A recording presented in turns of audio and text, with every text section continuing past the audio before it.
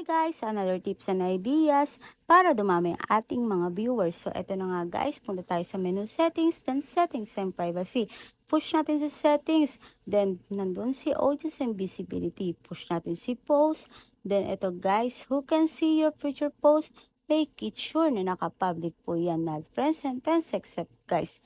Then, go naman tayo guys. Dito kay story. Story privacy guys. Again, naka-public po siya guys. Sharing option, make it sure na naka-allowed pareho yan guys. Messaging options, I'd rather to choose it on. Then after that, story archive guys, yan yung mga photos and videos natin doon sa old stories natin na nag-disappear na guys. Nasa sa inyo na yan guys kung gusto nyo i-keep, but not in public anymore guys. Tayo na lang mismo ang nakakakita niyan. So punta naman tayo dito kay Reels guys. So Reels guys, anyone to remix your future public guys, turn it on. Then share your Reels into their story, make it on guys. Reels default audience, make it public guys. So ito na guys, followers and public content guys. Punta tayo dito guys, make it public. Then public, basahin nyo guys.